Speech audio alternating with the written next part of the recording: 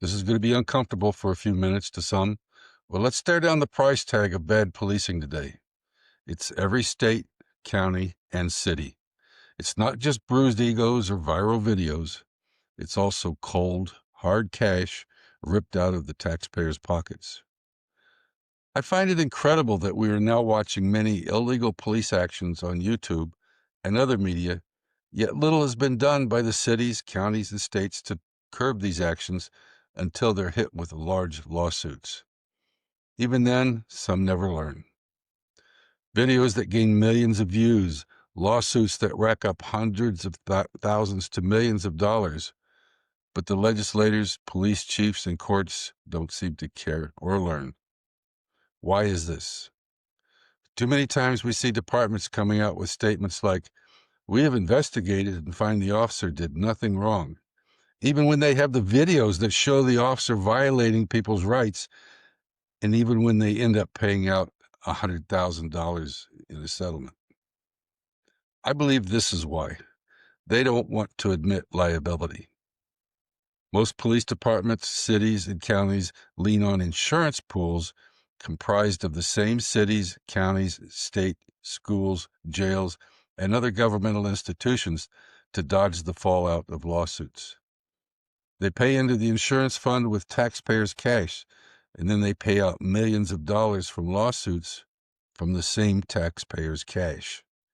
It's not their money. Do they even care?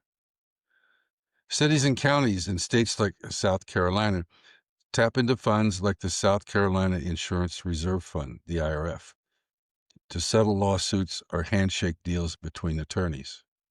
There are 271 incorporated municipalities in South Carolina, and the IRF provides coverage for 119 of them.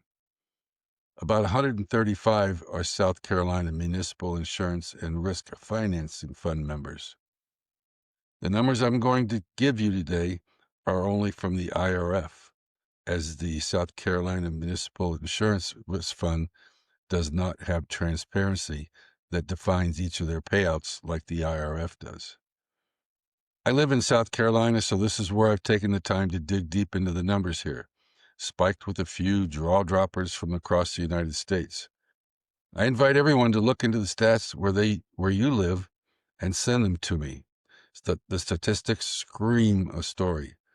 Not only are we bleeding trust in our officials, we're also bleeding lots of cash and accountability. But how do we stop it? The answer is not in some professor's computer. It's with the cops who walk the walk, and it's with the taxpayers who fund the lawsuits. They have to start demanding change. The statistics tell a story of its own. It's time for everyone to speak up, speak out, and get this fixed. There's a lot to consider, so let's get prepared. Now, the numbers don't lie. This is a taxpayer's nightmare. South Carolina's Insurance Reserve Fund is a gold mine of not so great information. I'll leave the URL in the notes at the end of this video where you can look it up yourself. What I'm talking about, it's all public information. They make it hard to extract the exact information you want, but if you stay at it, you can compile the information you need. I tried to contact the IRF via email for information, but they never responded. Maybe they're not going to offer anything unless you hit them up with a FOIA request. Now we're going to start by zooming into the second quarter of 2022. This is for 3 months. False arrests in this state alone cost $2.25 million for those 3 months, for a total of 28 claims, averaging payouts of $80,454 a pop. And they dragged on for an average of 3 years for a resolution to a claim, some festering up to 9 years. Tell me, what's the incentive for an attorney to resolve these claims quickly? Or is the incentive to string them out for years? Remember, those lawyers get paid up to $175 an hour. We'll talk about all this in a later video. I've got a lot to say about it. Now let's fast forward to the first quarter of 2024 for just 3 months again. There was $9.24 million in total claims paid out against law enforcement. In just fiscal year 2024, false arrest only claims, now this is just false arrest, paid out hit $7 million. That's millions siphoned from roads, schools, more badges, increased salaries, straight to courtroom cash grabs. The questions I have are, why are we still dealing with these false arrests? Why aren't the police trained properly? Where are the supervisors?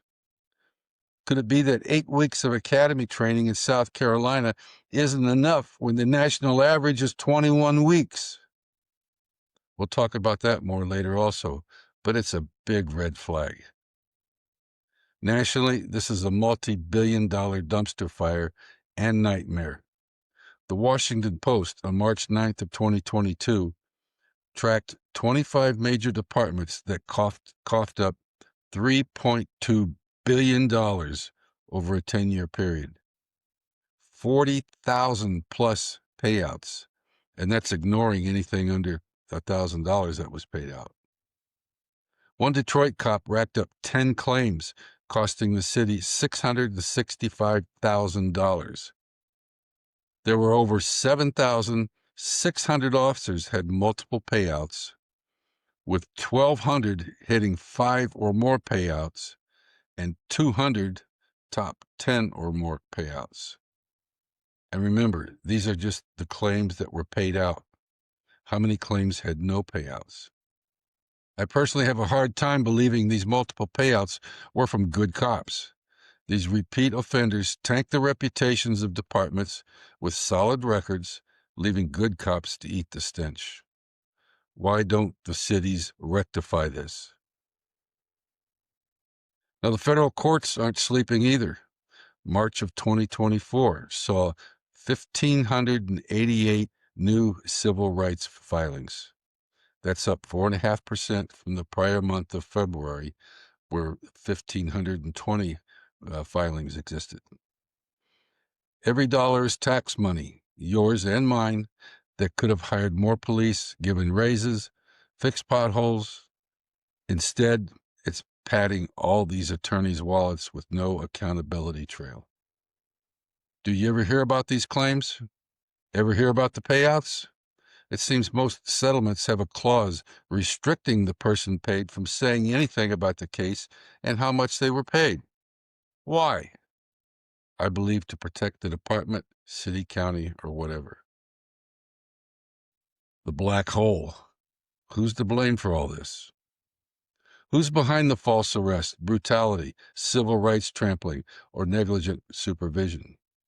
The Insurance Reserve Fund's data is like a vault. Claims like false arrest, sexual assault, or shootings vanish into the quote-unquote settled abyss. No names, no badge numbers, no clue if the officer got a slap, a seminar, unpaid vacation, or a promotion. Or maybe the officer was completely cleared and the attorneys decided to settle because it was cheaper than going to trial. We don't know. That opacity fuels the fire for public unrest and officer distrust. Internet posts scream it, 9 million gone and we don't even know who effed up. Bad publicity and the lack of information is the real killer here. Insurance covers the cash payouts, not the stink that the bad publicity brings, and keeps the department, city, and/or county from having to say they paid out or why. A few bad officers on any department can cause a large organization to get a bad name, even if the officers in the department have an outstanding record of professional conduct and service to the public.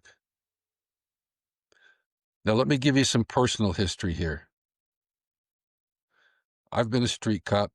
I am retired, and I was a detective sergeant from a department in Massachusetts. I've had bogus complaints and lawsuits thrown at me. One of the lawsuits hit Superior Court. I testified for hours, and at lunchtime, the judge tossed it out. I had one other lame lawsuit. The insurance company settled behind my back. The insurance company cut a check. I knew nothing about it until I read about it in the newspaper. Upon questioning the city what the hell was going on, I was told the insurance company had total control of the settlement and paid out a small amount agreed upon, as they said it was cheaper than going to trial. I think the city also agreed to it to keep the lawyers' costs down, thereby keeping the city's insurance costs down. I was pissed. I was never deposed for this lawsuit. This, to me, was unprofessional as hell, and all it does is encourage complaints and lawsuits from drive-by lawyers who know they'll get a settlement for any lawsuit they file. All the complaints against me, dismissed, pure fiction. But the damage can linger for good officers. Credibility can be chipped away at. False gripes can gut an officer's career, and we can't let that stand unchecked either. So when an officer is nailed for unprofessional conduct, reprimanded, suspended, fired, whatever, should the complainant or the public ever hear the verdict?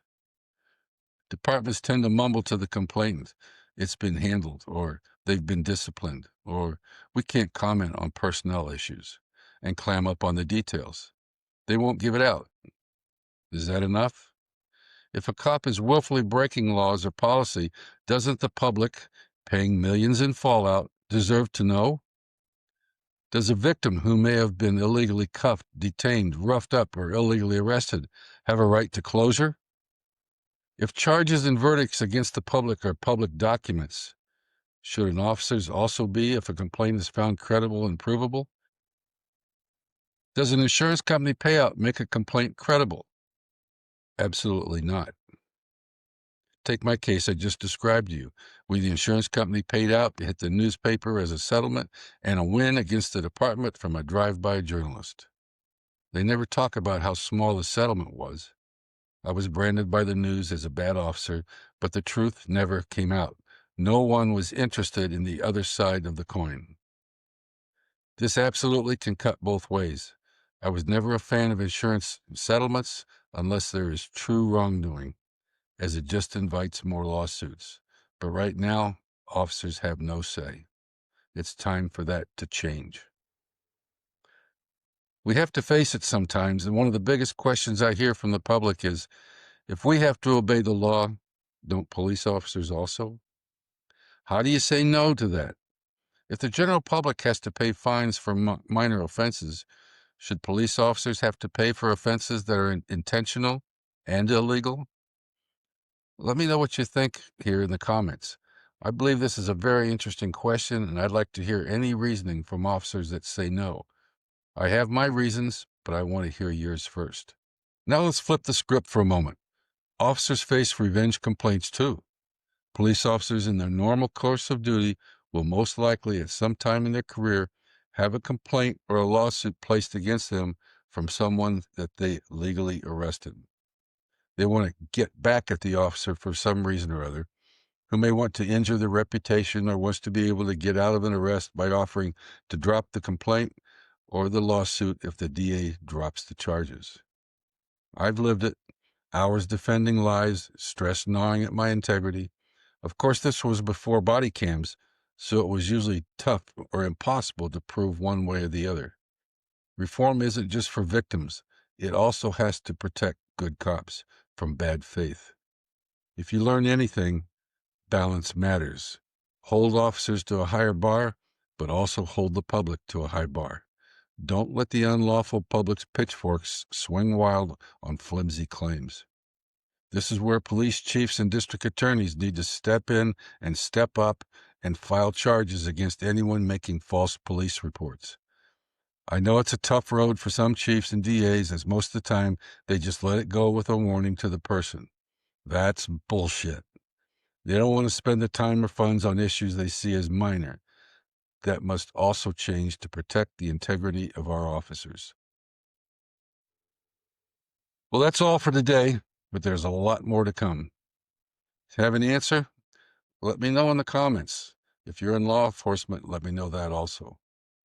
Thanks to all our brothers and sisters behind the badge. Keep it going, and we'll all get this fixed. Stay safe. This is Real Talk, signing off until next time. Thank you, and take care.